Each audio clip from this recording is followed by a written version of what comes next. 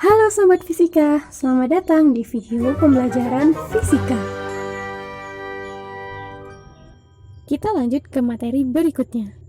Pada dasarnya, gerakan itu dalam kehidupan sehari-hari ada dua macam, yaitu gerakan translasi dan gerak rotasi. Kira-kira ada nggak ya gerakan gabungan dari gerak translasi dan gerak rotasi? Untuk mengetahuinya, yuk kita simak video berikut ini.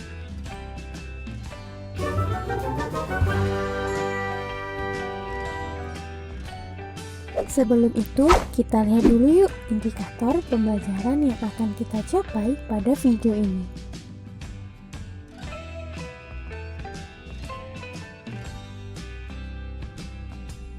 Roda merupakan suatu benda yang digunakan untuk menggerakkan alat-alat transportasi, dan tentunya roda bergerak maju sekaligus berotasi atau disebut juga menggelinding. Gerak menggelinding merupakan gerak maju suatu benda terhadap suatu bidang, baik itu bidang datar maupun bidang miring, sambil berotasi terhadap porosnya tanpa tergelincir. Coba kamu perhatikan saat motor bergerak maju. Kira-kira apa sih yang akan terjadi pada rodanya? Yap, roda motor akan bergerak berputar terhadap porosnya. Saat rodanya berputar terhadap porosnya dan tidak terjadi slip, maka saat inilah roda dikatakan menggelinding. Jika diperhatikan pada roda yang mengalami gerak menggelinding, kira-kira apakah ada ya komponen gerak lain yang terjadi pada roda selain gerak maju? Pada roda yang mengalami gerak menggelinding ternyata memiliki dua komponen gerak, yaitu roda mengalami gerak translasi atau gerak maju sekaligus mengalami gerak rotasi. Pada gerak translasi, setiap bagian roda akan ada kecepatan yang dinamakan dengan kecepatan translasi. Namun, akibat dari adanya gerak rotasi, maka pada roda juga akan memiliki komponen kecepatan pusat massa, yang besarnya itu kecepatan sudut dikali jari-jari. Kecepatan partikel-partikel pada roda motor yang ditempuh saat menggelinding tidaklah sama, karena nilainya akan berubah tergantung jarak dan arahnya. Kecepatan pada saat di dasar akan bernilai 0.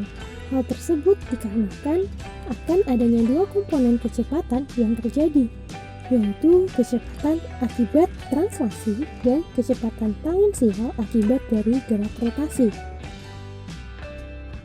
Sehingga kita mengetahui bahwa syarat dari keadaan menggelinding itu dapat terjadi jika kecepatan di titik singgung atau dasarnya itu bernilai 0. Yang berarti kecepatan translasinya sama dengan kecepatan tangensial. Namun, apa yang akan terjadi jika kecepatan translasinya itu tidak sama dengan kecepatan tangensial? Tentunya, roda tidak akan lagi menggelinding. Contohnya saat motor tiba-tiba direm mendadak. Karena kita membahas mengenai energi, pada video kali ini kita akan membahas mengenai suatu energi yang sering kali dibahas pada gerak menggelinding, yaitu energi kinetik pada gerak menggelinding. Sebelumnya, kita sudah membahas mengenai dua komponen gerak yang terjadi pada gerak menggelinding, yaitu gerak translasi dan gerak rotasi. Nah, begitu juga dengan energi kinetik pada gerak menggelinding. Energi kinetik pada gerak menggelinding ini juga terdiri atas energi kinetik translasi dan energi kinetik rotasi. Kira-kira bagaimana ya besar dari kedua energi kinetik tersebut? Besar dari energi kinetik pada gerak menggelinding adalah penjumlahan energi kinetik translasi dan energi kinetik rotasi, di mana energi kinetik translasi itu setengah mv kuadrat dan energi kinetik rotasi itu setengah I omega kuadrat. Kita tahu bahwa pada gerak menggelinding ada hubungan V sama dengan omega R, sehingga Energi kinetik translasinya akan menjadi setengah mr kuadrat omega kuadrat, sedangkan energi kinetik rotasinya akan tetap setengah I omega kuadrat. Dihasilkan setengah mr kuadrat tambah I omega kuadrat, atau energi kinetik pada gerak menggelinding itu setengah m tambah 1 per r kuadrat kali v kuadrat. Kita lanjut ke contoh soal.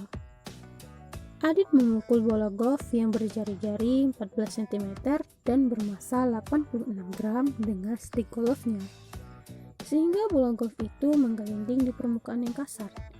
Jika kelajuan bola golf itu 100 meter per sekon, kira-kira berapa energi kinetik bola golf tersebut? Energi kinetik menggelinding itu terbagi menjadi dua, yaitu energi kinetik translasi dan energi kinetik rotasi, di mana energi kinetik translasi yaitu setengah mv kuadrat, sedangkan energi kinetik rotasi yaitu setengah I omega kuadrat, di mana omeganya itu merupakan V per R. Kemudian nilai omeganya itu diganti menjadi V per R.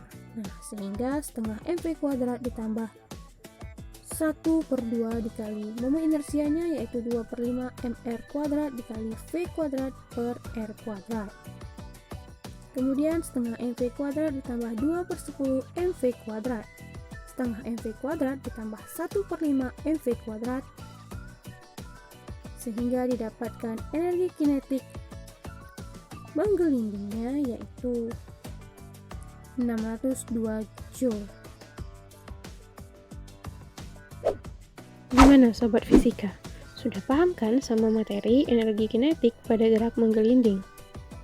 Coba kamu buat kelompok belajar yang beranggotakan 5 orang, kemudian masing-masing anggota membuat sebuah soal yang berhubungan dengan materi energi kinetik pada gerak menggelinding, yang kemudian soal yang telah dibuat dikerjakan oleh anggota kelompok yang lainnya. Sobat Fisika, sampai di sini dulu ya materi pada video ini. Pada video ini kita udah mempelajari tentang gerak menggelinding, di mana gerak menggelinding itu merupakan gerak perpaduan dari gerak translasi dan gerak rotasi. Syarat terjadinya gerak menggelinding yaitu saat kecepatan di titik singgung atau dasarnya itu bernilai 0. Dan kita juga udah mempelajari tentang energi kinetik pada gerak menggelinding. Sampai di sini dulu ya materi gerak menggelinding pada video ini. Di video selanjutnya kita masih akan membahas materi gerak menggelinding. Namun yang dibahas di video berikutnya yaitu gerak menggelinding pada bidang miring. Terima kasih telah menonton video ini. Mudah-mudahan bisa dimengerti dan bermanfaat bagi sobat fisika semua. Sampai jumpa lagi.